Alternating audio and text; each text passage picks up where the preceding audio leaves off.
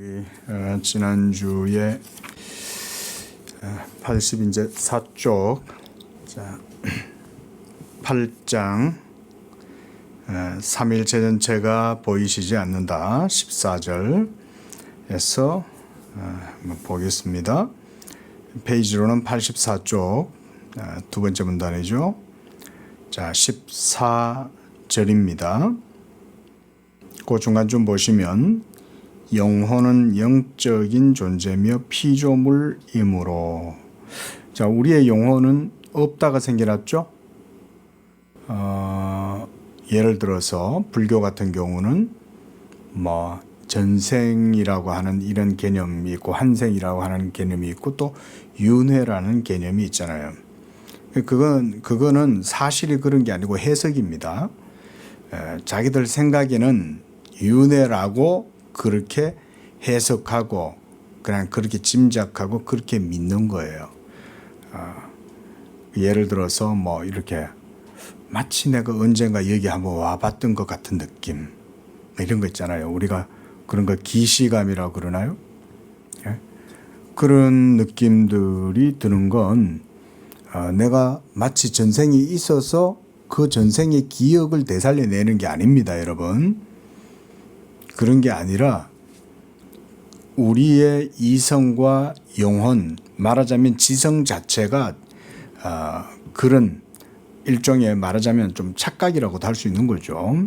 착시 뭐 이렇게도 표현할 수도 있고요. 여러분 꿈을 꾸시잖아요. 여러분 동물들도 꿈 꾸는 거 아시죠? 예, 동물들도 이제 그 꿈을 꿉니다. 막 이렇게 먹는 꿈 꾸고 뭐 빨아먹는 꿈 꾸고 장난치는 꿈 꾸고 왜 그런 꿈을 꾸는지 아세요? 동물들이? 사람도 마찬가지고요. 그거는 사람의 이성의 구조 자체가 그렇게 작동하는 거예요. 자면서도 이성의 기능은 가만히 있지 않는 거예요. 물론 침잠 상태로 이렇게 차분하게 깔아앉긴 하지만 이성의 무의식의 깊은 곳에서부터 작동하는 그런 어떤 기제, 작동 기제가 멈춰 있지 않는 거예요. 움직이는 거예요. 그러다 보면 마치 내가 언젠가 여기 와 있었던 것 같은 느낌이 드는 거예요. 내가 마치 이거 언제 한번 경험해 본 것 같다. 이 일 이거 내가 전에 한번 겪어본 것 같은데 이런 생각 드는 거죠. 그거는 여러분들의 지성의 착시 현상이에요. 우리가 그래서 기시감이라고 그러죠. 오해하시면 안 됩니다.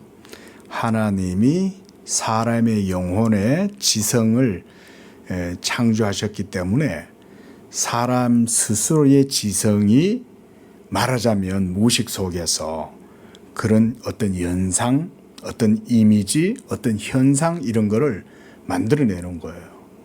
그래서 마치 내가 언제 한번 와봤던 것 같은 거예요. 내가 언제 한번 경험해 본 것 같은 거예요. 전생 아닙니다. 윤회도 아니에요. 그리고 그렇게 작동하는 영혼 그 자체가 태중의 모태에서 생성된 거예요. 없다가 생겨난 거예요. 그게 바로 여러분들의 자아죠. 여러분들의 자아.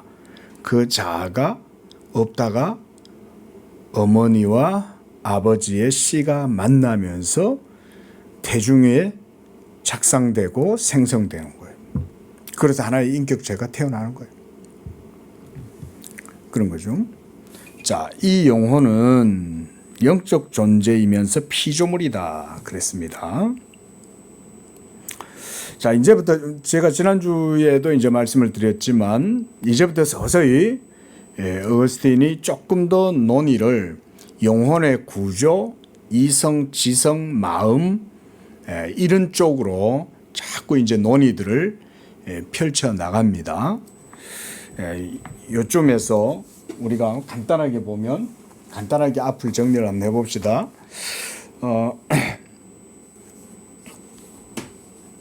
이건 여러분들의 영혼의 문제이기도 해요. 어거스틴의 이 삼위일체론 또 참회로 그 외에 여러 저서들 또 여러 서간문 이런 것들이 있는데 그 어거스틴이 사실은 서구의 지성 역사에 있어서 여러 가지 큰 어떤 묵직묵직한 그런 어떤 주제들을 던져줍니다. 그 가운데 하나가 사람의 영혼에 대한 문제예요. 그리고 이성에 대한 문제, 그다음 역사 철학에 대한 문제, 이런 부분들을 어거스틴이 많이 말하자면 인사이트를 제공해 주었다라고 할 수 있어요. 근데 특별히 우리가 이제 지금 삼위일체론을 보면서 이 삼위일체론 자체를 어거스틴이 삼위일체 자체가 하나님의 존재잖아요. 그렇죠? 삼위일체 하나님 자체가 존재잖아요, 존재. 자, 우리 뭐 삼위일체론을 하는 거니까요. 자, 삼위일체론이란 말은 하나님론이란 말이잖아요. 그렇죠? 하나님이 어떤 분이냐는 거잖아요. 자, 우리가 조금 이제 공부를 하는 거니까 약간 아카데믹하게, 그러면 하나님 이러면 우리가 성경에서는 우리가 섬기는 유일하신 하나님 여호와, 우리가 이렇게 이해를 하지만 우리가 좀 스켄티아, 그러니까 약간 좀 학문적으로 우리가 좀 개념적으로 이해를 좀 해보면 하나님은 말 그대로 존재 자체시죠. 그렇죠? 존재란 말은 이 속에 여러 가지 의미가 포함됩니다. 본질, 실체, 그 다음 뭐 위격, 뭐 이렇게 이런 의미가 있어요. 다 포함되어 있는 겁니다. 존재 자체가. 존재라는 개념의 이 단어의 개념 자체가 이런 걸 다 포함하는 거예요. 이건 하나님밖에 안 되죠. 그죠? 이건 전부 다 신적인 거죠. 신적 속성이죠. 이게 전부 다. 신적인 어떤 특성이죠. 이게. 본질, 실체, 위격 이런 것도 모두.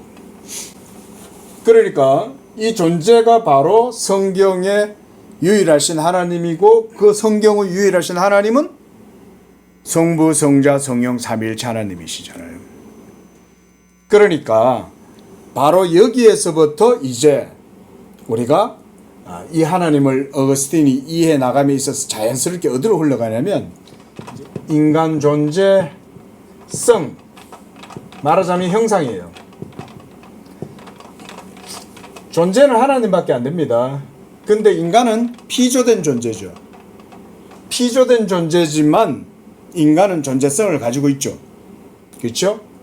그래서 이 존재에서부터 이제 하나님의 형상으로 지음받은 인간에 대해서 어거스틴이 점차 논의를 펼쳐가면서 우리가 이제 뭐 신학에서는 아날로기아, 그래서 유비 또는 유추, 이런 비유, 이런 식의 표현도 쓰는데, 약간 이제 이 인간의 형상 속에 있는 삼일체 하나님의 형상을 어떤 유비라고 할 수 있는 거죠.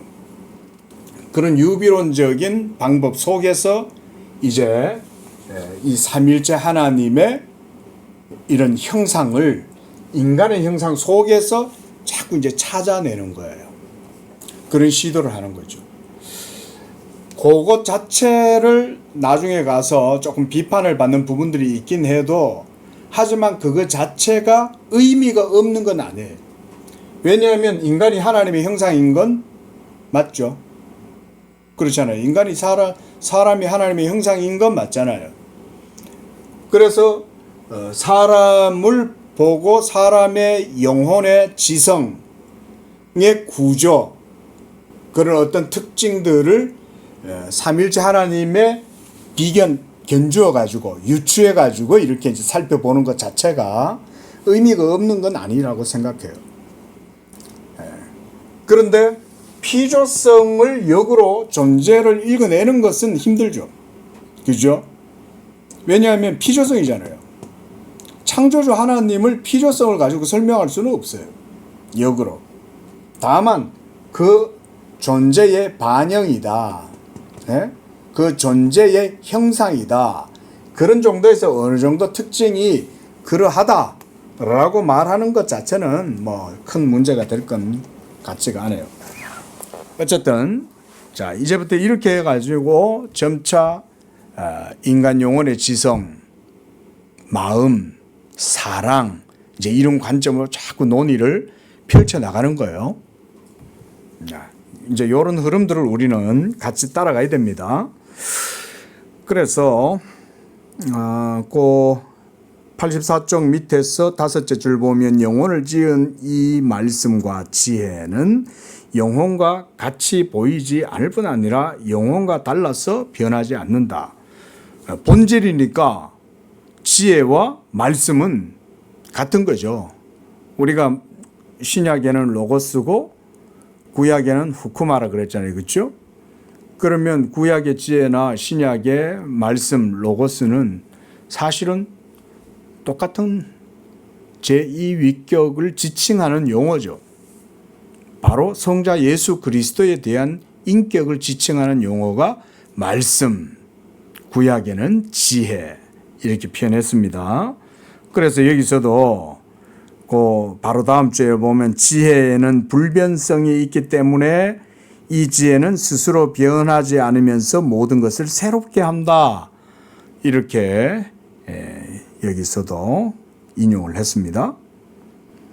자, 그래서 이 85쪽 첫 번째 줄 보면 성자와 성령에 대한 말씀은 아니라고 한다. 사도는 만세의 왕 곧 썩지 아니하고 보이지 아니하고 홀로 하나이신 하나님께 존귀와 영광이 세세토록 있을지어다 하며 바로 이 하나님의 말씀이 바로 존재 자체다. 이렇게 표현하는 거죠. 개념도 조금씩 이해를 하면 좋으니까. 자, 삼위일체 하나님, 성부, 성자, 성령이시죠.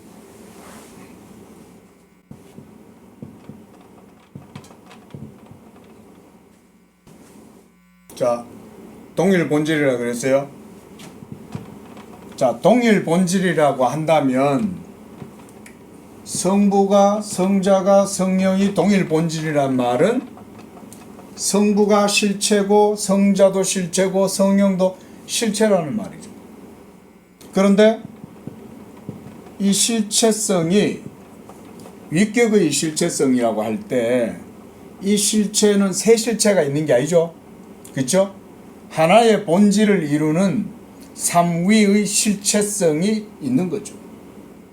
그래서 이 모든 성부, 성자, 성령 각각이 사실은 존재 그 자체신 거예요. 존재 그 자체. 그러니까 성부도 말하자면 존재시고 성령도 존재시고 성자도 존재시고 성령도 존재시나 세 존재가 아닌 동일 본질로서 한 분 하나님의 존재가 계시고 그 존재 안에는 삼위라는 위격의 실체성이 있다. 이렇게 이제 이해를 우리가 해야 되는 거죠. 공식, 어떻게 보면 이제 공식이라고 생각하시면 돼요. 공식. 85쪽 넘어가겠습니다. 자, 거기 제목만 읽어봅시다. 성부만이 2권 9장이죠. 성부만이 영생하시며 보이지 않는다고 믿는 사람들을 논박한다. 그 성부만 영생하고 보이지 않는다. 이런 거 없죠. 성령도 동일 본질이고 성자도 동일 본질이에요. 보이지 않아요. 영원한 말씀 보입니까? 우리가? 영원한 말씀 보이지 않죠. 성령님이 보입니까? 성령님 봤다 그러면 그건 거짓령이에요. 성령님 볼 수 없어요. 본체인데 어떻게 봐요? 성령 자체가 하나님의 본체인데 우리가 하나님 본체를 볼 수 있어요? 성자 자신도 하나님의 본체예요. 그런데 우리가 성자를 볼 수 있다고 하는 건 어떤 측면에서 볼 수 있어요? 인성의 측면. 그렇죠. 성경도 맞아요. 성경도 육화된 말씀이라고 할 수 있습니다. 신학으로는. 육화된 말씀인 거예요. 영원한 말씀이 이 언어를 통해서 기록된 문자를 통해서 성경에 기록되어지는 거. 그것도 우리가 바른 고백이고요.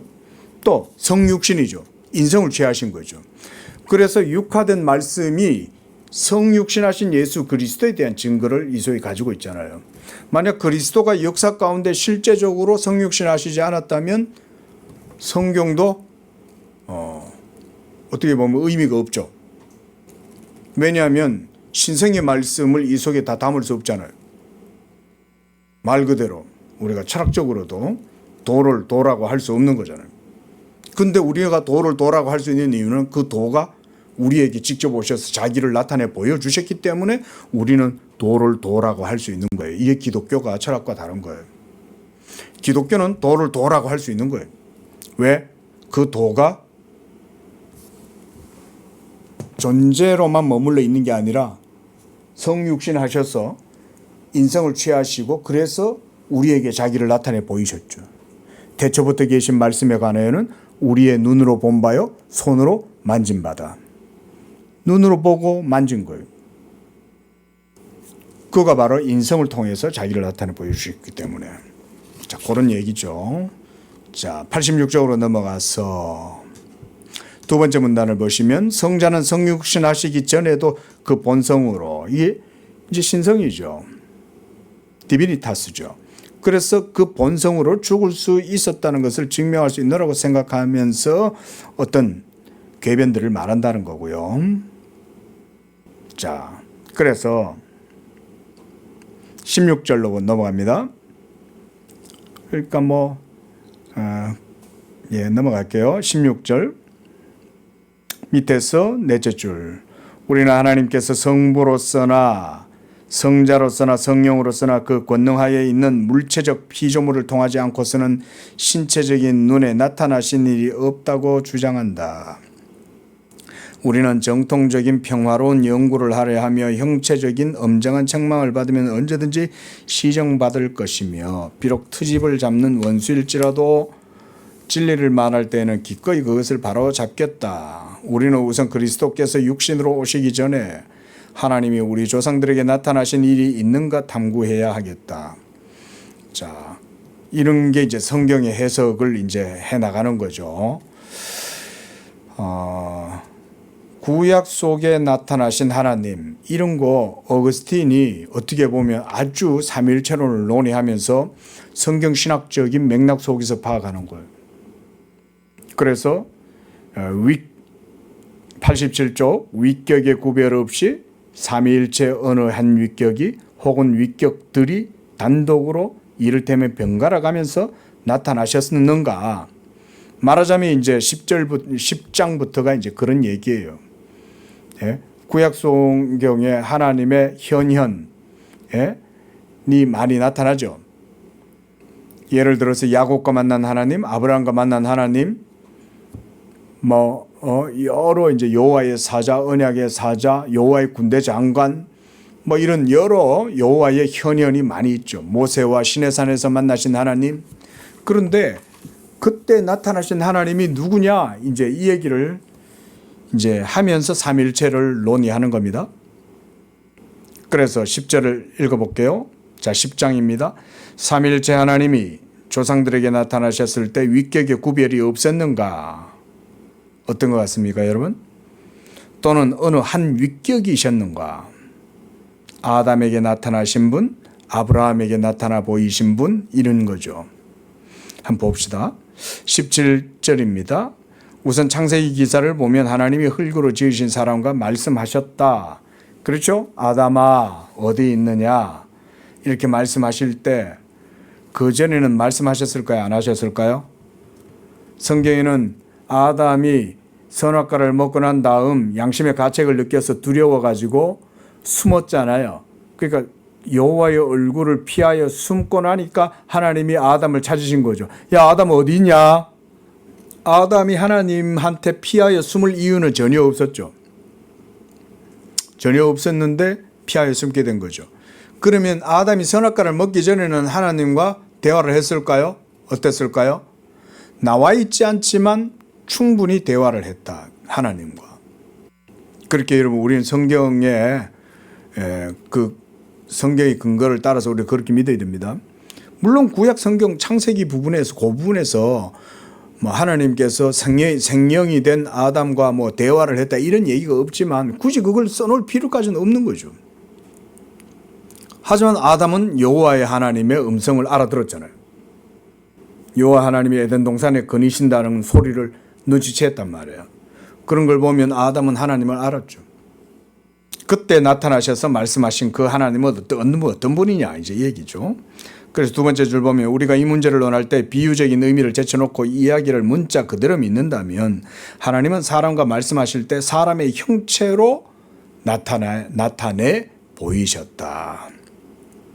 성경은 물론 이렇게 말하지 않지만 그 구절 전체가 그렇게 들린다. 특히 아담은 저녁 때 동산에 거니시는 하나님의 음성을 듣고 동산 나무 사이에 숨었고 아담아 네가 어디 있느냐 하셨을 때 아담이 내가 하나님 소리를 듣고 벗었으므로 하는 낯을 피하여 숨었나이다 라고 대답하죠. 그죠? 그러니까 하나님의 음성을 들었잖아요. 듣고 제가 피하여 숨었습니다 라고 응답했죠. 그래서 만일 하나님이 사람의 모양으로 나타나신 것이 아니라면 이와 같이 거니시고 말씀하셨다는 것을 문자적으로 해석할 수 있는지 나는 모르겠다 이 말이죠. 하나님이 거니셨다고 하는데 그 음성만 들렸다고 할 수 없고 동산을 거니신 분이 보이지 않았다고도 할 수 없다. 아담은 그의 얼굴을 피하여 숨었노라 하기 때문이다. 그러면 그는 누구이셨을까? 삼일체 중에 누구이셨을까요? 성부 하나님이셨을까요? 아니면 삼위일체 하나님 그분 전체이셨을까요? 아니면 특별히 그 중에 예수님 제2위 성자셨을까요? 누구셨을까요? 혹은 그런 구별 없이 삼위일체 자신이 사람의 형체로 사람에게 말씀하신 것인가? 그렇죠? 이런 질문 해볼 수 있죠? 그 어거스틴이니까 이런 질문 해보는 거예요. 확실히 성경의 문맥에는 한 위격으로부터 다른 위격으로 옮겼다는 표적이 없고 처음 사람에게 말씀하신 분은 빛이 있으라 궁창이 있으라 그 밖에 하루하루 계속해서 말씀하신 그분이셨다. 또 우리는 그분을 그 창조되기를 원하시는 것이 창조되라고 말씀하신 성부 하나님이셨다고 보통 생각한다. 자, 보통 그렇게 생각한다는 거죠. 성부 하나님이 말씀하셨을 것이다.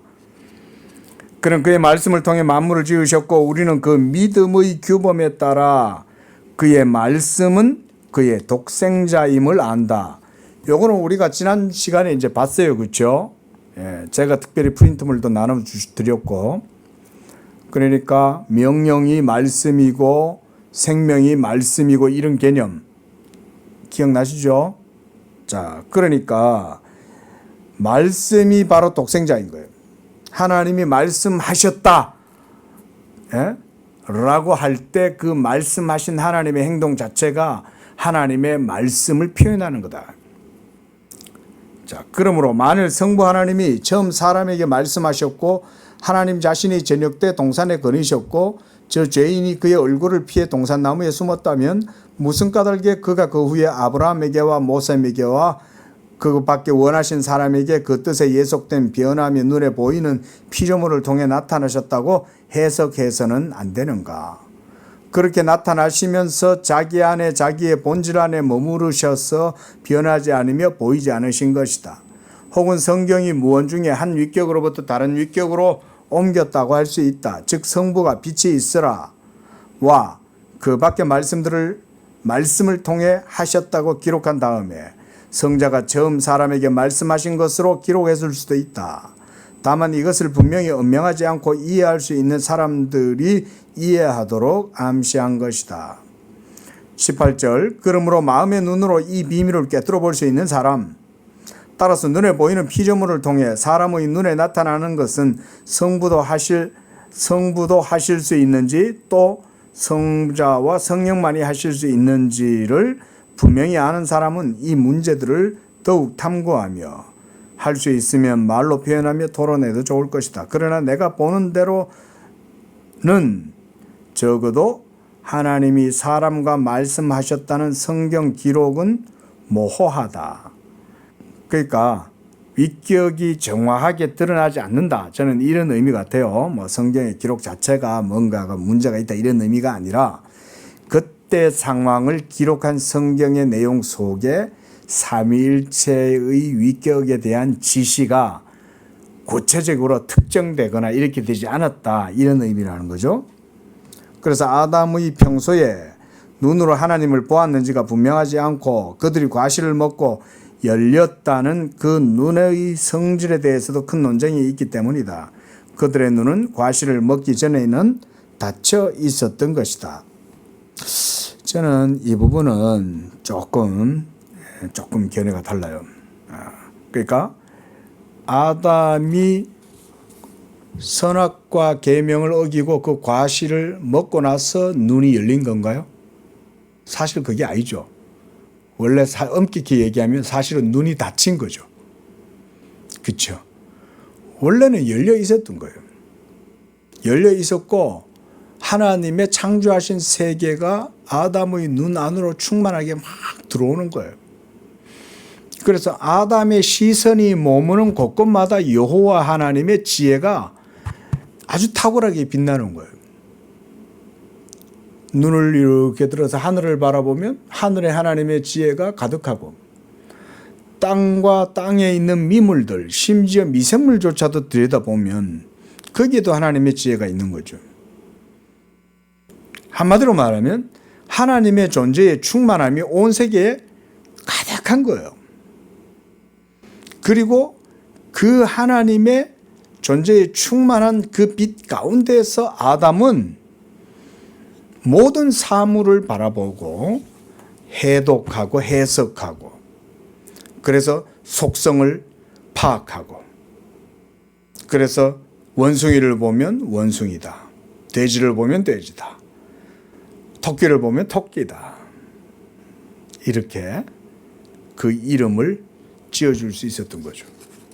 근데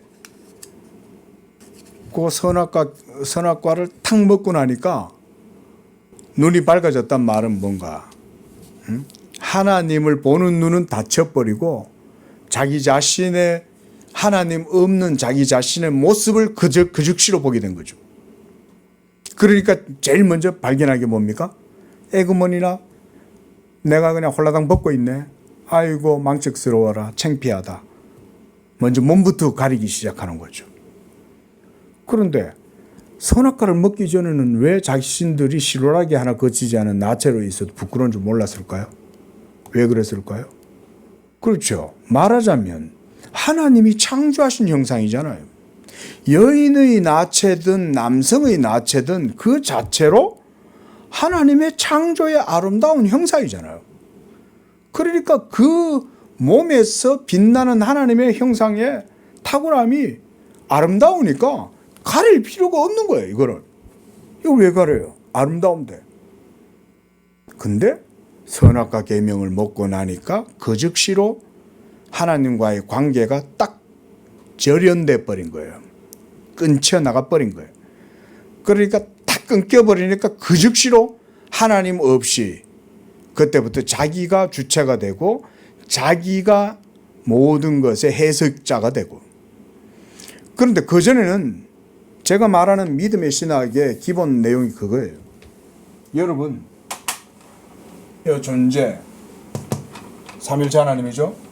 이 하나님에게서 하나님의 형상으로 창조되었죠.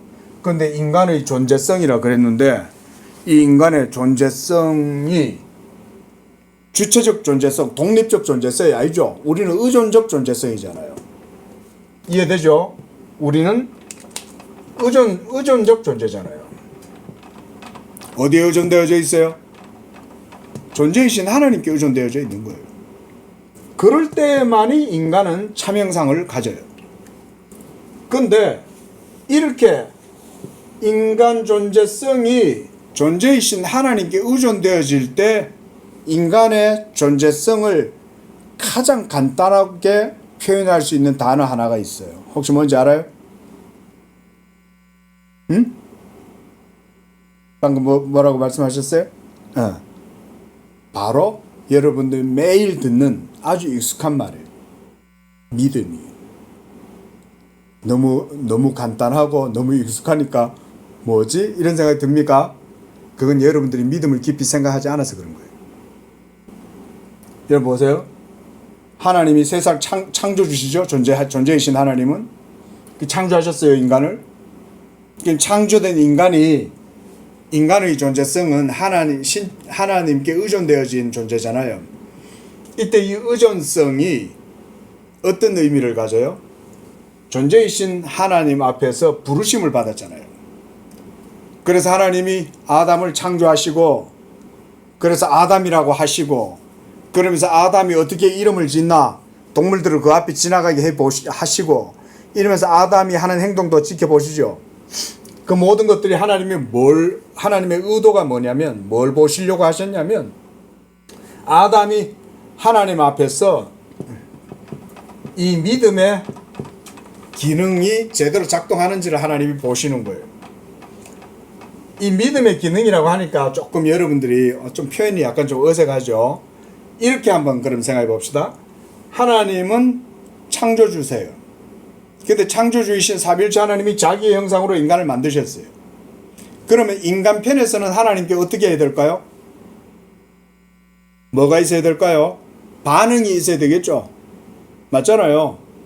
그냥 하나님이 사람을 저 들에 방목하듯이 그냥 들판에 그냥 풀어놓으신 게 아니죠. 어디로 데려가셨어요? 에덴 동산으로 데려가시죠. 그게 이유가 있는 거예요. 그냥 방목을 하면 에덴 동산으로 데려가실 일이 없어요. 그냥 너 이제 자율적이고 독립적이고 주체적인 그런 이성을 가지고 있으니까 너는 자유의지를 가지고 네 마음대로 살아. 이렇게 하나님 내버려 두신 게 아니라 응답을 하는, 말하자면 반응이라고도 할 수 있죠. 응답하고 반응할 수 있는 존재로 하나님이 그를 어디로 데려가면 에덴으로 데려가는 거예요. 이 에덴 동산에 데려가서 하나님이 거기서 뭘 하셔요? 아담과 언약을 맺으시죠. 언약을 맺는다는 말이 뭔 말이에요? 존재이신 창조주 하나님과 피조물인 인간 사이에 일종의 인격적 관계가 이루어지는 거잖아요. 맞죠? 인격적 관계가 이루어지면 아담 입장에서는 하나님께 대한 뭐가 있어야 돼요? 응답이 있어야죠. 반응이 있는 거죠. 존재이신 하나님께. 당연히 인간은 피조물이요 하나님의 형상으로 지음받아서 존재이신 하나님께 반응하고 응답해야 되는데 그때 바로 이 믿음이 인간 존재성의 가장 기본이 되는 거예요. 이 믿음으로 아담은 눈을 떴는데 온 세계가 그냥 이해가 되는 거예요. 그때 그 이해의 원리가 방식이 뭐냐면 믿음이에요. 믿음은 원래 그런 거예요. 근데 이 믿음을 통해서 하나님의 계명, 선악과 계명이죠. 이 선악과 계명을 순종하면 되죠. 그래서 믿음으로 순종하는 거죠. 그래서 하나님을 믿고 순종하면 이것을 지키게 되는 거죠. 믿음이 있었던 거예요. 그리고 바로 이 아담의 존재성은 한마디로 믿음으로 표현할 수 있어요. 믿음이 없이는 아담의 존재성은 아무 의미가 없어요. 다르게 규정할 수도 없어요. 자, 아담의 존재성을 믿음으로 우리가 규정하지 않았다. 그럼 뭘로 규정할 거예요? 아담 존재성을. 살아있다? 아담은 그냥 생명이 되었다? 그럼 생명이라는 게 뭐예요? 생명이라는 게. 살아있다는 게 뭐예요? 살아간다는 게 뭐예요? 아무 의미가 없잖아요. 하나님과의 관계에 연결점이 있어야 돼요. 응답하고 창조주 하나님께 대한 반응이 있어야죠. 그때 아담에게 있어서 본성적으로 이 믿음이 딱 주어져 있는 거예요. 그래서 이 믿음을 통해서 하나님의 계명에 순종하면 그로써 영생을 누리고 그렇게 되는 거죠. 이 믿음이 이제 둘째 아담이신 예수 그리스도께 대한 믿음과도 동일한 겁니다. 이 믿음에 아담에게 있는 믿음의 속성과 둘째 아담이신 예수 그리스도께 대한 우리의 믿음이 같은 거예요. 믿음은 똑같은 거예요. 믿음은. 다만 둘째 아담이신 예수 그리스도를 믿는 우리의 믿음은 첫째 아담에게서 난 자들에게서는 자연적으로 본성적으로 주어질 수 없는 거죠. 왜냐하면 우리는 이미 아담 안에서 다 하나님과의 관계가 어떻게 되어져 있어요? 떠나 있도다. 절연되어져 있는 상태죠. 그러니까 아담에게서 난 자들에게서는 이 믿음을 발견할 수 없어요. 이제는 타락 전에는 본성적으로 주어져 있었다니까요. 이 믿음이. 그게 존재성이에요. 아담의 존재성이에요. 이 믿음으로 응답하고 반응하고 순종하고, 그리고 이 믿음은 뭐에 대한 믿음? 하나님의 계명에 대한 믿음인 거예요. 선악과 계명. 이런 거는 여러분들이 이제 이렇게 이해를 하시면서 이해해 놓으세요. 이런 거. 그래서 그들의 눈은 과실을 먹기 전에는 닫혀 있었다. 어거스틴에 이렇게 표현하는 건 이해가 돼요. 이해가 되지만 어쨌든 자 89쪽으로 넘어가서 보면 반드시 어떤 형체를 보았다고는 할 수 없다. 그렇죠? 형체를 보았다고는 할 수 없어요. 동산에 거니시는 여호와의 음성을 들었다 그랬지. 형체를 봤다는 얘기는 없죠. 근데 그 음성을 아담이 어떻게 인식했을까요? 그런 건 이제 우리가 좀 깊이 있게 생각을 해야 돼요. 단순히 우리가 이게 뭐 이렇게 바스락거리는 그런 소리를 들었다 이런 게 아니죠. 자, 89쪽 네 번째 줄 보면 만일 말씀과 소리가 났고 그에 의해서 저 처음 사람들에게 하나님의 어떤 감각할 수 있는 임재가 계시는 거라면 무슨 까닭에 성부에게 하나님의 어떤 감각할 수 있는 임재가 계시된 것이라면 무슨 까닭에 하나님의 위격이 거기에 계셨다고 해석해서는 안 되는지 나는 알 수 없다. 고문단 제일 밑에서 넷째 줄 이런 말씀이 성부의 위격만을 계시하는 방법으로 들렸다고 말하는 것이다. 마치 삼위일체가 처녀에게서 인간의 형체를 지으셨으나 그 형체는 성자의 위격뿐인 것과 같다. 보이시지 않는 삼위일체께서 성자의 보이는 위격만을 창조하신 것이다. 또 아담에게 하신 말씀은 삼위일체가 하셨을 뿐 아니라 삼위일체의 위격을 계시했다고 해석하지 못할 까닭이 없다. 그 다음 마태복음 3장 17절 이는 내 사랑하는 아들이라. 이건 누가 말씀하셨어요? 성부가 말씀하신 거죠. 이는 내 사랑하는 아들이다. 너희는 제 말을 들으라. 이랬을 때 그건 성부 하나님이 말씀하신 거고, 또 예수님을 성령의 아들이라든지 자신의 아들이라고 해석할 수는 없다. 또 내가 영광스럽게 하고 또다시 영광스럽게 하리라. 여기에서는 성부의 위격이죠. 성부께서 아들의 그 위격을 영광스럽게 하고 다시 영광스럽게 하리라. 이건 성부가 하신 말씀이죠. 이런 말씀들이 들리는 거죠.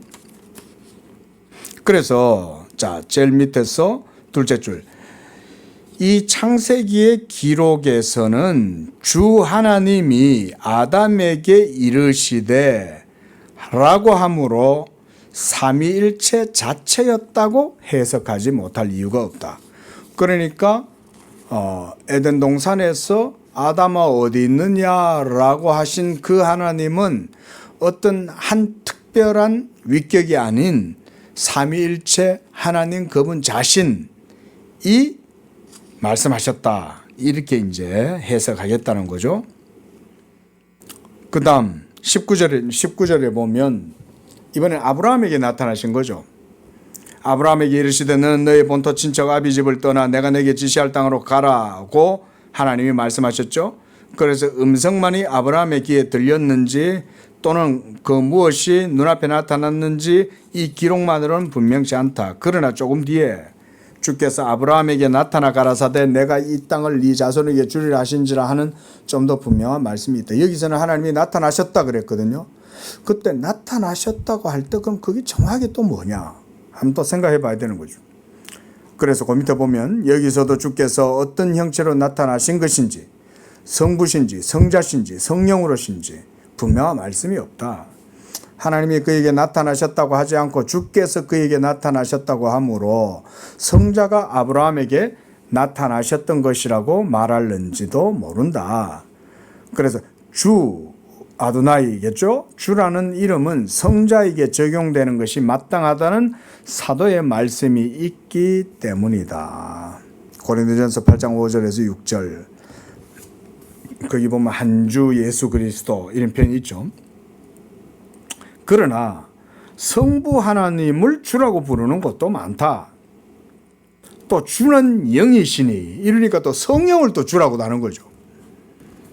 그러니까 우리가 아까 봤듯이 자 존재이신 삼위일체 하나님 안에 있는 위격의 실체성으로 보면 성부도 존재고 성자도 존재고 성령도 존재시지만 이 세 존재가 아니라 한 분 하나님의 동일 본질이시고 그 안에서 성부가 실체, 성자도 실체, 성령도 실체시라 세 실체가 아닌 한 본질 가운데 계시는 하나님. 우리가 이 공식을 이용한다면 여호와 하나님이 아브라함에게 나타나서 말씀하셨을 때 삼위일체라고 해도 되고 또 어떻게 또 해석해 보면 그 본체의 형상으로 하나님이 자기를 드러내실 때는 성자 예수 그리스도가 하나님의 본체의 형상이잖아요. 그러니까 그때는 또 말씀하셨으니 말씀이 되신 것. 저는 이렇게도 볼 수 있다고 봐요. 자, 우리가 지난주에 하나님이 말씀하셨다. God said 뭐 이런 얘기 했잖아요. 자, 하나님이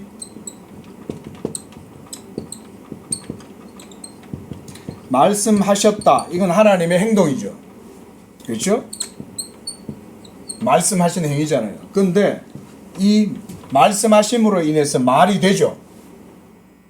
말씀하셨으니 말씀이 드러나신 거죠. 어떻게 보면 이게 되심이죠. 이런 거에서 이제 우리가 바르트를 조심해야 됩니다. 근데 여기서는 지금 바르트와 괴는 달라요. 바르트 얘기하면 우리는 바르트는 이 정통 삼위일체 교리를 안 받아들여요. 근데 지금 여기에서 우리가 지금 어거스틴이 말하는 하나님이 말씀하셨다. 왜냐하면 하나님은 말씀이시기 때문이다. 말씀이 되신 하나님, 말씀이신 하나님은 그리스도다. 그래서 하나님이 명하셨다. 아버지와 하나님은 하나이시다. 이렇게 얘기할 때 그거는 정통 삼위일체 교리 안에서 얘기하는 거예요. 근데 바르트하고는 틀려요. 자, 그 정도만 아시면 되고. 자, 하나님이 말씀하셨다라고 했을 때 바로 그 말씀이 말이 되잖아요. 하나님의 입에서 나오신 말씀이 되잖아요.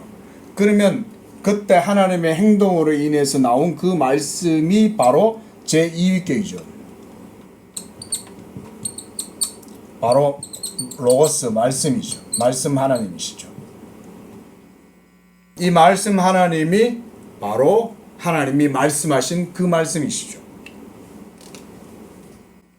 그래서 바르트 같은 경우도 데우스 디시트 이러면서 그거를 이제 해석을 하고 자기 신학에 맞춰서 설명하려고 하는데 그럴듯한 것 같아도 정통 삼위일체 교리와는 달라요.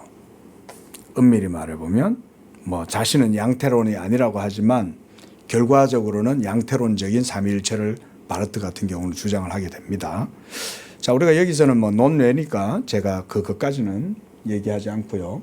어쨌든 지금 여기서도 보면 자, 삼위일체 하나님 가운데 예수 그리스도는 하나님의 본체의 형상이라 그러잖아요. 그럼 우리가 하나님을 인식할 때 제일 먼저 누구를 먼저 인식하겠어요? 말씀이 되신 하나님을 인식하고 그 다음 성부 하나님을 인식하게 돼 있어요. 우리는. 왜냐하면 하나님이 자기를 드러내실 때는 성자 예수 그리스도의 위격을 통해서 드러내시기 때문에.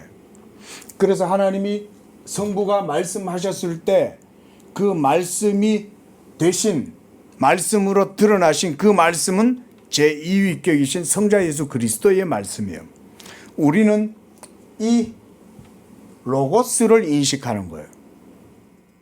그래서 우리는 로고스를 인식하지 않고서는 하나님을 주라고 부를 수 없어요. 이게 삼일체론이죠. 자, 이런 측면에서 조금 어거스틴이 이제 이런 논의들도 나중에 하겠죠. 어거스틴이니까. 그래서 거기도 한번 봅시다. 90쪽 두 번째 문단. 그러나 성부 하나님을 주라고 부르는 것도 많다 이렇게 얘기했고요. 고산 다섯째 줄 내려서 아무도 성자라고 해석하지 못하도록 따라서 성자의 비물체적 본질 때문에 성자를 영이라고 부르는 것으로 해석하지 못하도록 본문에는 첨가한 말씀이 있는데 주의 영이 계신 곳에는 자유함이 있다. 그러니까 성령도 말하자면 주님이시다는 거예요. 그러니까 성부도 주님이시고 성자도 주님이시고 성령도 주죠. 그래서 우리가 시편 110편 1절에 다윗이 그죠? 성령의 감동이 돼서 뭐라고 시를 지었습니까? 주께서 내 주에게 이렇게 말하죠. 그러니까 거기에 벌써 두 주님이 등장하죠. 첫 번째 주께서 할 때 그 주님은 성부 하나님. 내 주는 누구예요? 예수 그리스도. 그 벌써 이런 위격 간에 실체적 구별이 이루어지지만 한 본질 안에서 이루어지는 거죠. 자, 요 이제 그냥 넘어가고요. 자, 그러니까 결론적으로는 요걸 안 벗어납니다. 어거스틴의 논의가 요 공식을 안 벗어나요. 삼일체 하나님은 존재이시고 그 존재 안에는 삼위격이 있고 그들은 동일 본질이시면서 또한 각 위격은 구별되나 한 본질 가운데 있다. 그래서 각각의 실체라 할지라도 이 실체성은 위격의 실체성은 한 본질이다. 예, 그거 꼭 기억해 놓으세요. 자, 그래서 뭐 11장에서도 같은 이야기의 계속이다. 이렇게 해놨어요. 자, 그래서 계속 이제 그 논의죠. 그렇죠? 셋째 줄 보면 보이지 아니하시고 홀로 하나이신 하나님이라는 말씀은 성부에 대한 것이라고 그들이 주장한다. 쭉 내려와서 그 밑에서 넷째 문단. 그러나 세 사람이 보였다고 하며 그 아브라함한테는 이제 세 천사가 왔잖아요. 그렇죠? 그래서 세 사람이 보였다고 하며 그 중에 한 사람이 다른 사람들보다 형체로나 연령으로나 권능으로나 더 크다라는 말씀이 없으므로 무슨 까닭에 우리는 여기서 눈에 보인 피조물은 삼일체의 동등성을 알리며 세 위격의 동일한 본질을 의미하는 것이었다고 믿지 않는가. 지금 여기서도 요 공식으로 지금 계속 어거스틴이 성경을 해석하고 있는 거죠. 한번 우리 참고적으로 한번 볼까요? 창세기 한번 봅시다. 이거 18장에 있죠. 18장 1절에 보면 아브라함이 장막문에 앉아 있는데 2절에 눈을 들어본즉 사람 셋이 맞은편에 서 있는지라 그가 그들을 보자 장막문에서 달려나가 영접하며 이러면서 이제 했죠. 자, 그들을 초청하고 집에서 식사를 대접하고 이루고 있는데 22절 한번 보십시오. 22절에 보면 그 사람들이 거기서 떠나 소돔으로 향하여 갔어요. 갔는데 그 다음 뭐라고 돼 있어요? 아브라함은 여호와 앞에 그대로 섰더니 아주 독특한 상황이죠. 세 사람이 갔다고 그러는데 아브라함은 여호와 앞에 그대로 서 있고 또 그 하나님과 대화도 해요. 예? 도대체 이 어떤 상황이냐? 그러면 두 사람만 간 것이 아니냐? 그 나머지 한 사람, 두 사람 갖는 건 누구냐? 19장에 들어가 보면요. 19장 1절에 보면 저녁 때에 두 천사가 일어나죠. 그 두 천사가 소돔에 이르렀다. 그 분명히 아브라함한테는 셋이 왔잖아요. 셋이 왔는데 소돔과 고모라를 진멸하려고 갔던 천사는 둘이었던 거예요. 그러면 한 천사는 어디 있을까요? 아브라함하고 같이 머물러 있었잖아요. 지금 이런 본문을 가지고 지금 어거스틴이 삼일체를 지금 설명하고 있는 겁니다.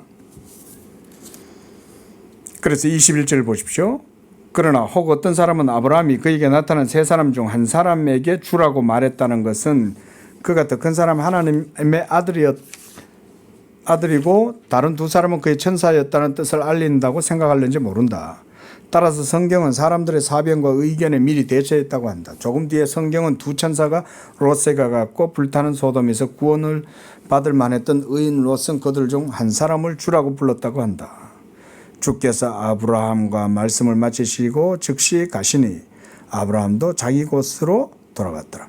그 아브라함하고 말씀을 마치시고 하나님도 즉시 가셨다 그랬습니다.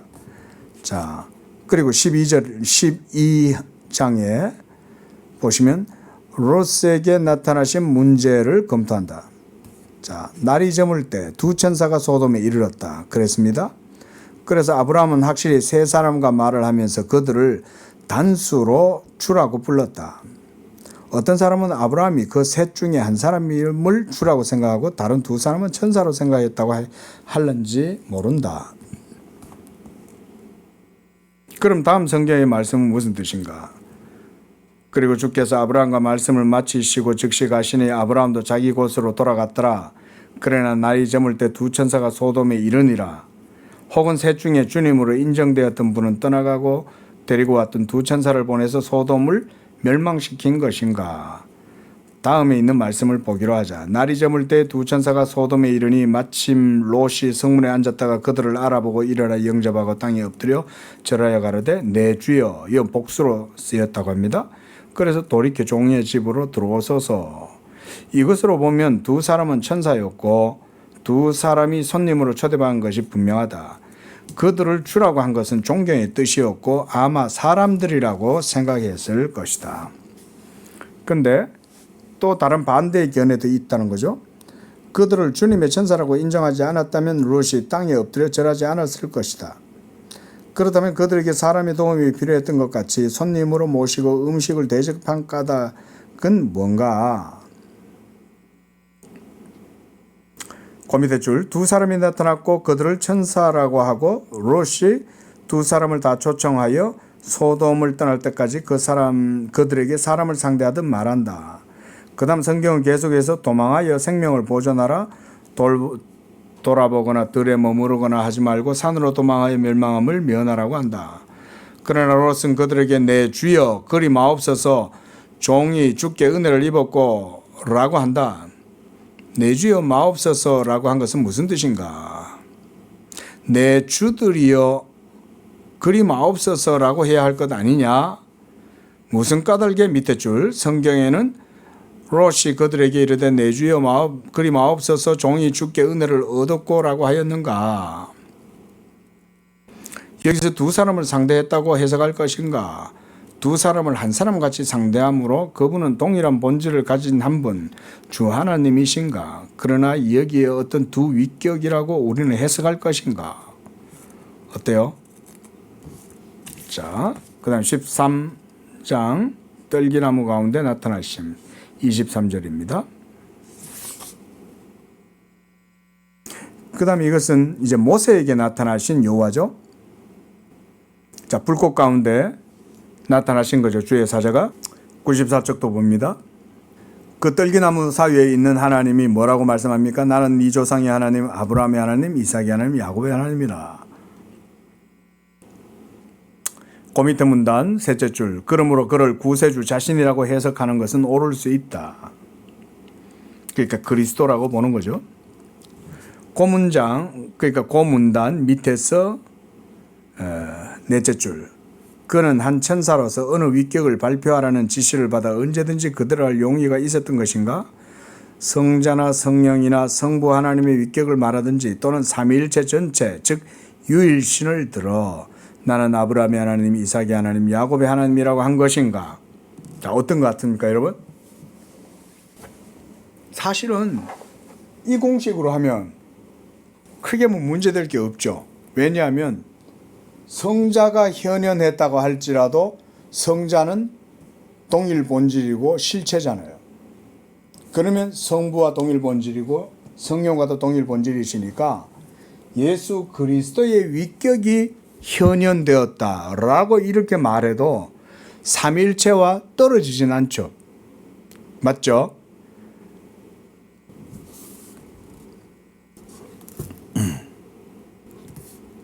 그래서 그 다음 밑에 문단 보십시오. 우리는 아브라함의 하나님, 이삭의 하나님, 야곱의 하나님은 하나님의 아들이요 성부는 아니라고 말할 수 있다. 또 성령이나 우리가 유일신이라고 믿고 이해하는 삼일체가 아브라함의 하나님, 이삭의 하나님, 야곱의 하나님이심을 아무도 부인하지 못한다. 그래서 그 밑에 줄 이단자들까지도 뭐 이렇게 얘기하고요. 자, 95쪽입니다. 그래서 건전한 정통신앙이 믿는 바와 같이 세 분이 한 하나님이심으로 여기 나오는 천사, 이 여호와의 천사죠. 주의 천사, 주의 사자예요. 그리고 다른 천사들과 같은 존재라고 할 때 그가 삼위일체의 어느 위격을 대표했는지 또는 한 위격을 대표하고 삼위일체 자체를 대표한 것은 아닌지 이런 점들이 충분히 분명하지 않다. 그러나 목전의 사명을 위해서 피조물의 형체를 취했고 사람들의 눈에 보이며 귀에 들리고 주와 하나님의 사자라고 불린 것이라면 그 하나님은 여기서 성부라고 해석할 수 없으며 성자나 성령이라고 해석해야 한다. 성령을 사자라고 한 것을 나는 찾아볼 수 없지만 이런 말이겠죠. 성령은 그 사명으로 보아서 사자라고 해석할 수 있다. 왜냐하면 성령은 보내심을 받잖아요. 아버지께로부터. 또 성령은 장래 일을 너희에게 알리시리라 하셨기 때문에 헬라어의 천사 앙겔로스, 이게 이제 엔젤의 원어적 의미죠. 앙겔로스. 또 라틴어로는 사자 눈티우스라고 번역하고 주 예수 그리스도에 대해서 예언서에 위대한 지혜의 사자라고 분명한 칭호가 있다. 또는 모사 이렇게도 표현하고요. 그래서 성령과 하나님의 아들은 천사들의 주와 하나님이시다. 자, 이런 논의들, 자, 오늘 여기까지 한번 보고, 그러니까 이런 논의들이 이게 여호와의 사자, 언약의 사자, 주의 천사 이런 개념을 삼위일체론 속에서 이제 끄집어내는 거예요.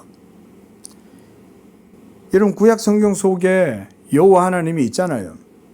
근데 어떤 사람들은 구약 성경 속엔 여호와만 있지 삼일체가 없다 이렇게 얘기하는 분들도 간혹 있는데 그건 성경을 정말 잘못 본 거예요.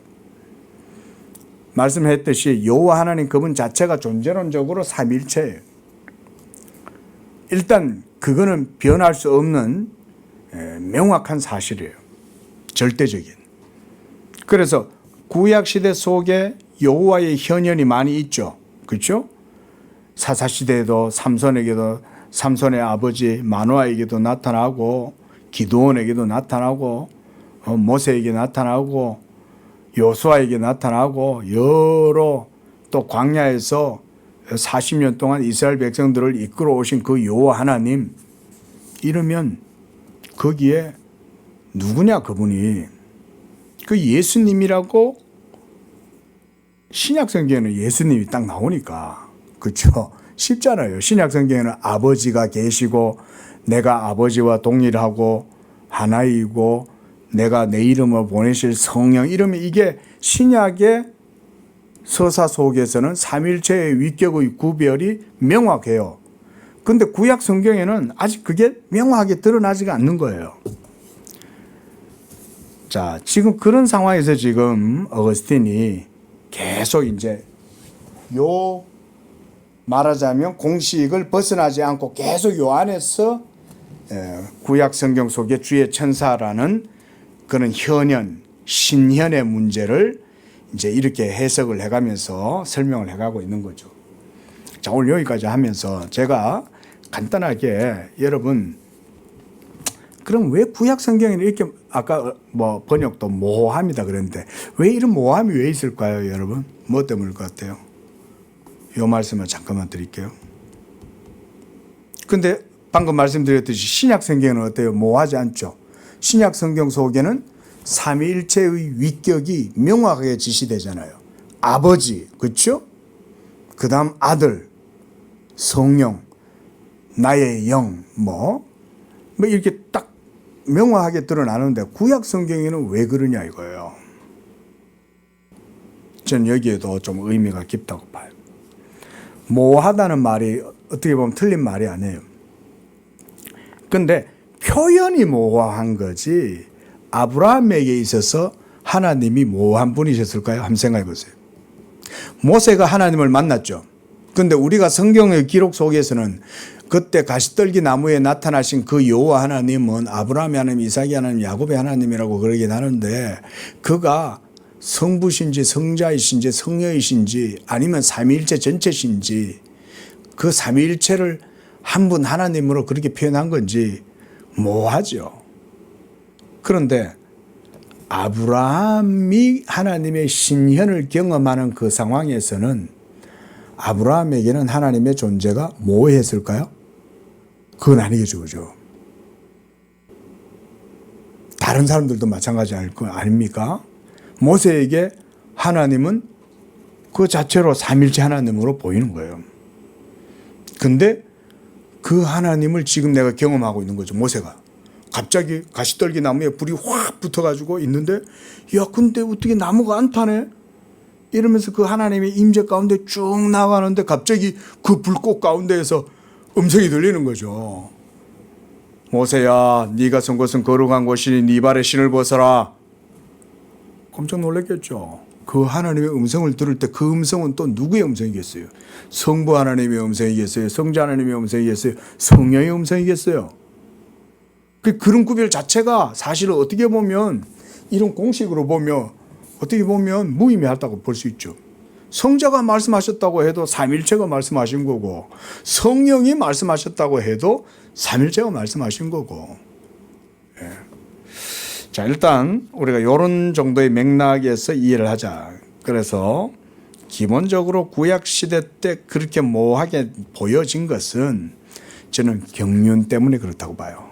경륜. 무슨 말이냐면 예수 그리스도의 위격이 성육신을 통해서 분명하게 드러나면 그의 위격이 인성 가운데 중보자의 위격으로 우리가 그의 영광을 보니 아버지의 독생자의 영광이요 은혜와 진리가 충만하더라 라고 그리스도의 위격을 딱 보는 순간 명확하게 그를 보내신 아버지가 딱 부각되죠. 그리고 그 예수 그리스도가 하나님의 아들이심을 알게 하시는 성령 하나님의 위격도 명확하게 딱 드러나죠.